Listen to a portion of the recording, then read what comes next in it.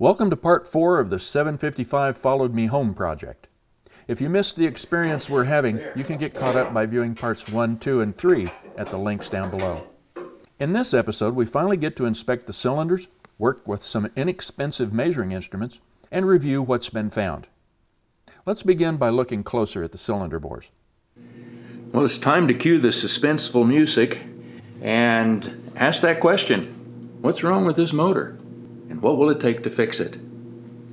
Okay, number 2 seemed to be the highest compression. Let's see if there's any movement. No, real sticky, oily, black stuff over it. It doesn't wiggle. Number 1 has a kind of a strange artifact on the cylinder wall. The appearance of some scuffing.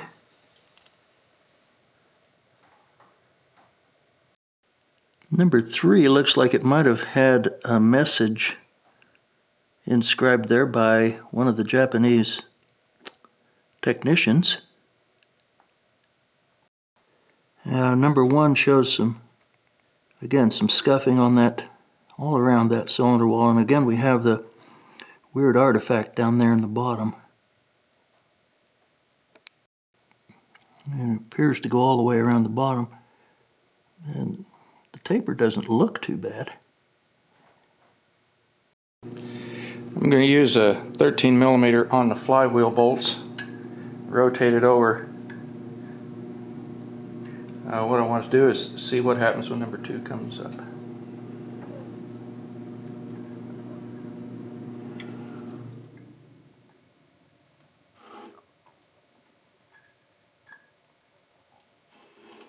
Something sounds dry.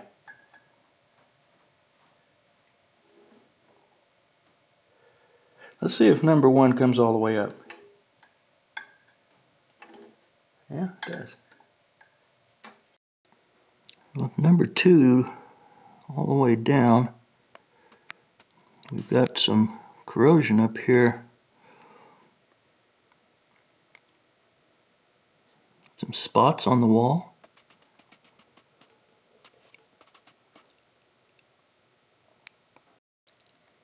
Maybe some more type of corrosion at the top there. Weird markings again on the cylinder wall.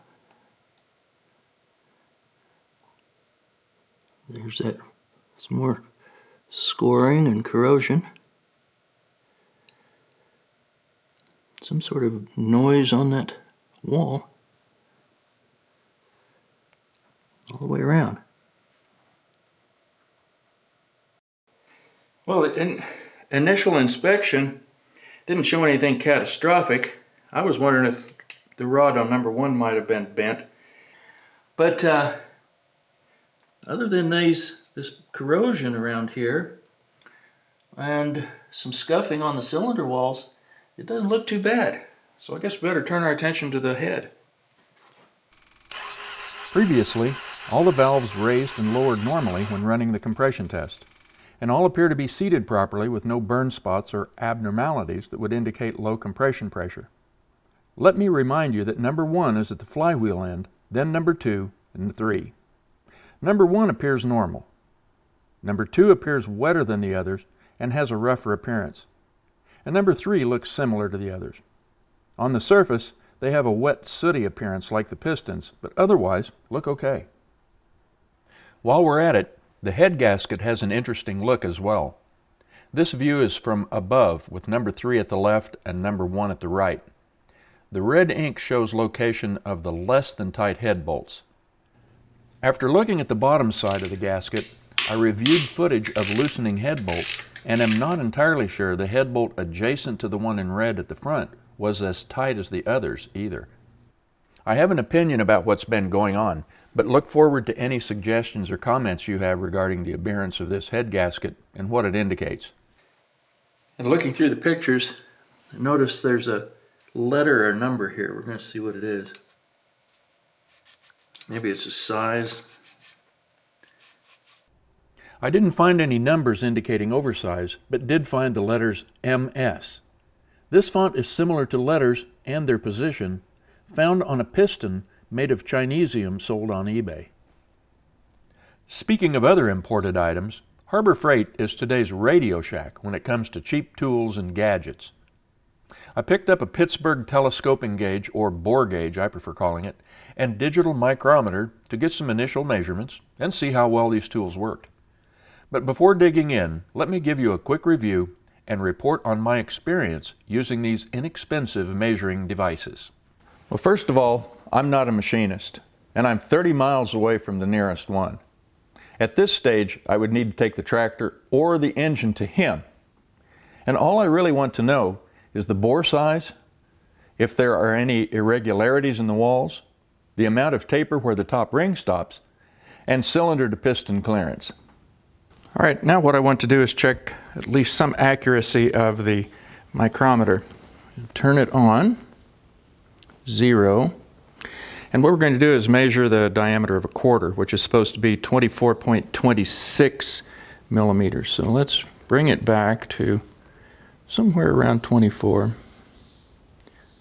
And we'll put it between the jaws and 24.26. All right, we'll go back to 0. It's zeroed out. We'll zero it again and pull it back on out to around 25 or 6, 7. We'll try it one more time.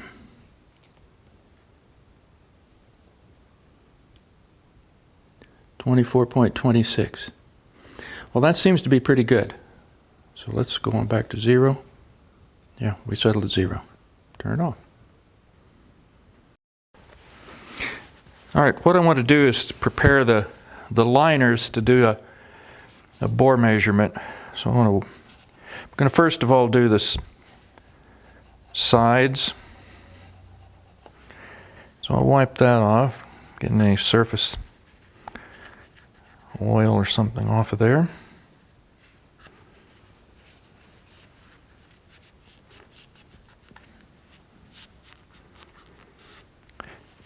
And then we'll have as a secondary area 90 degrees apart.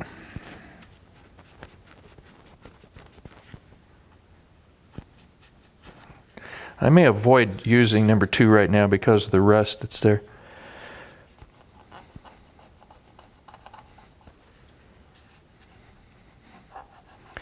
Then I've got some 180 sandpaper. I'm just going to touch it up a bit to remove any carbon that might be there. Just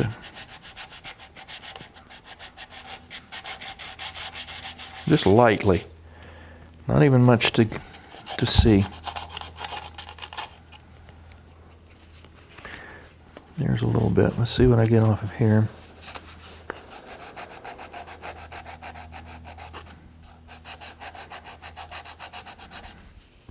Not much, so we're looking pretty good.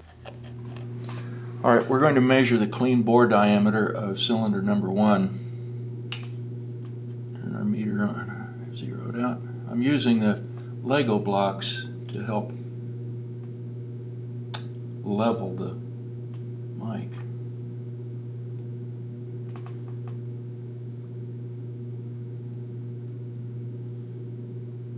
$72.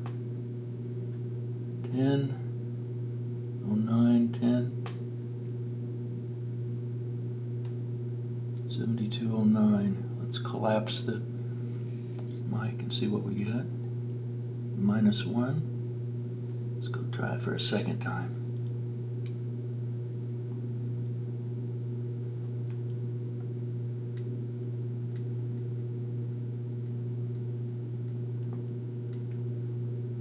$72.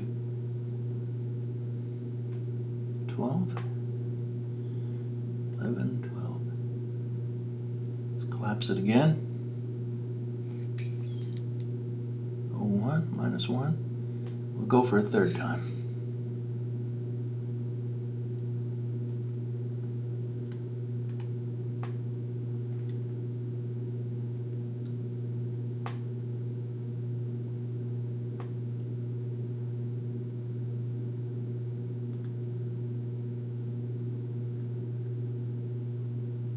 708.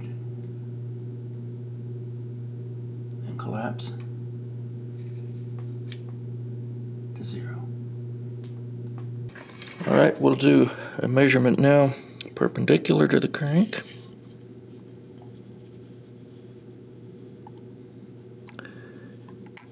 Careful to keep it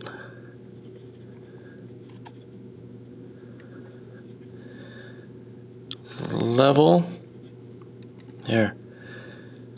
17, 17, or 72, 17, 16.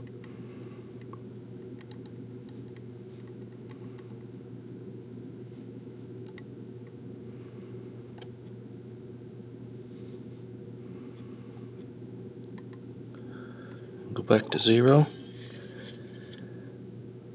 Measure it again.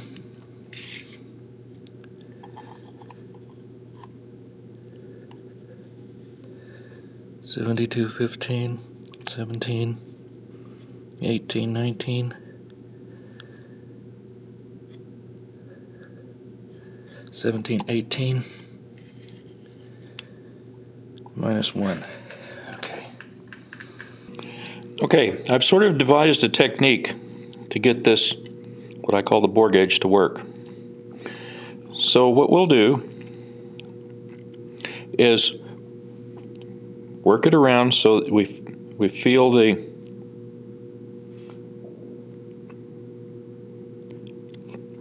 center, least resistance. Then you hold it from rotating as you tighten the adjusting nut, and it will be a little bit tight. So what we'll do at this point is force it down past the widest part.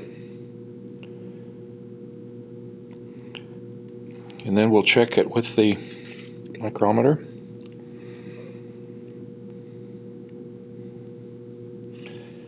It's a little fidgety to hold.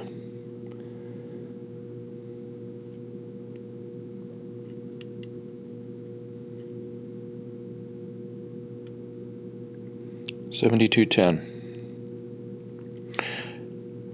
maybe 11. So that's close enough for me.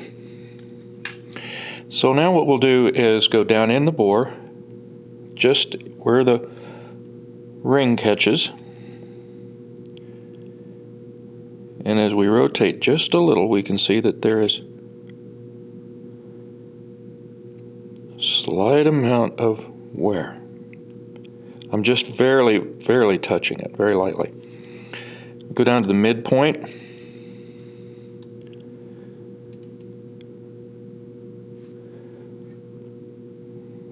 It's a little tight right there. Into the bottom.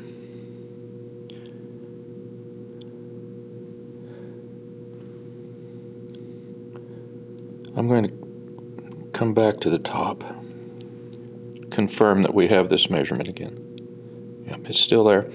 So if you can see, or at least I can tell, that at the bottom of the bore there's quite a bit of wear. This would be called taper. And that's right at the bottom. And as I start coming up, keeping this parallel or perpendicular to the piston,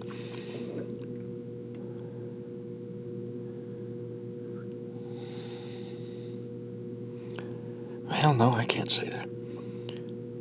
It stays pretty much the same because I can't stand this up straight. No, not in the center of the bore either. Well, you can see there's just a bunch of fiddling around that you have to do. But now let's try it perpendicular. This was 72.10 in a 72.18 dimension.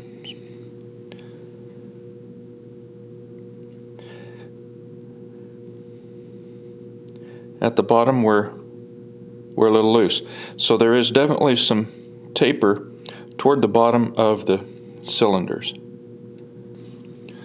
Well, what we've determined is that at least cylinder number 1 is wider than it is long by roughly 8/9 of a millimeter. And that exceeds the wear limit of 0.03 by 0.05. And at 72/18 wide, it's near the wear limit of 72/20. So since we're out of round and near the maximum wear limit, the block will need to be prepared and fitted with oversized pistons and rings. You'll also need to check the surface for flatness, given the looseness of at least 2 consecutive head bolts, low compression in number 1, and appearance of the head gasket. So the next thing to do is take the engine out, put it on the stand, and take it apart. This is going to be interesting.